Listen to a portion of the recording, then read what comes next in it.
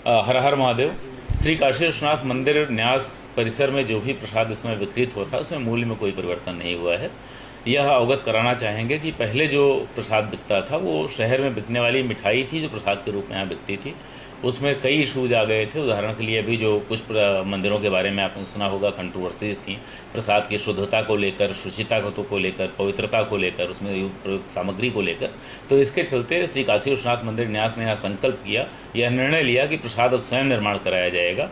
और चूंकि मंदिर के पास अपनी कोई फैसिलिटी नहीं निर्माण करवाने की, और एक जो शुद्ध फैसिलिटी होती है जिसमें सीसीटीवी मॉनिटरिंग के अंतर्गत और सारे मानकों को पूरा करते हुए अत्याधुनिक तरीके से प्रसाद अथवा कोई खाद्य सामग्री अथवा मिष्ठान का निर्माण किया जा सके, ऐसी एक फैसिलिटी का निर्माण करने में ही कई सौ करोड़ रुपए का खर्च होने का व्यय का अनुमान था। तो वाराणसी में इस तरह की सबसे अच्छी जो फैसिलिटी हो सकती थी उसकी तलाश की गई। तो बनास डेयरी नामक एक सहकारी क्षेत्र का संस्थान है जिसमें काशी के, उत्तर प्रदेश के भी जो दुग्ध उत्पादक और कृषक हैं वो सम्मिलित हैं, उनकी सहभागिता है।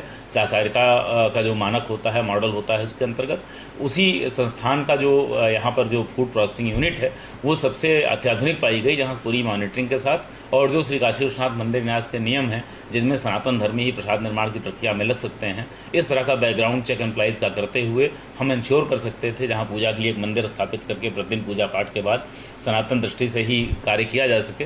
तो इन सब चीज़ों को जहां पर हम लागू कर सकते थे, इस प्रकार की फैसिलिटी के चयन में बनास डेयरी का जो फूड प्रोसेसिंग यूनिट था उसको उपयुक्त पाया गया। तो उस फूड प्रोसेसिंग यूनिट का प्रयोग करते हुए मंदिर अब अपने प्रसाद का निर्माण स्वयं करवा रहा है और मंदिर स्थित काउंटर से उन प्रसाद को वितरित किया जा रहा है।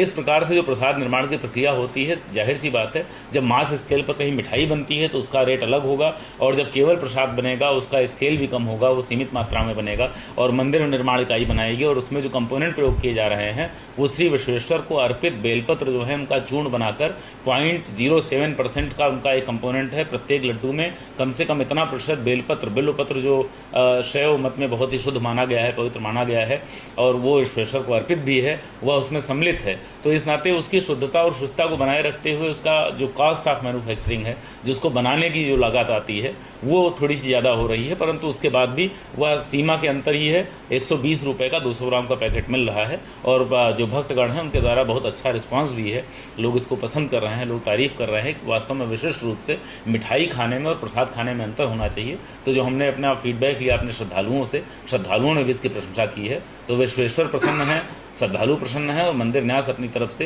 पूरी तरह से शुद्धता के साथ, शुचिता के साथ, सनातन गरिमा को स्थापित करते हुए और शास्त्रीय परंपरा का निर्वहन करते हुए यह प्रसाद उपलब्ध करवाने में अपने आप को गर्व का अनुभूति करता है। और इसका निश्चित रूप से आगे इसको और ज़्यादा हम संवर्धित करने के लिए और भी इस तरह के सनातन नवाचार करने के लिए कृत संकल्पित।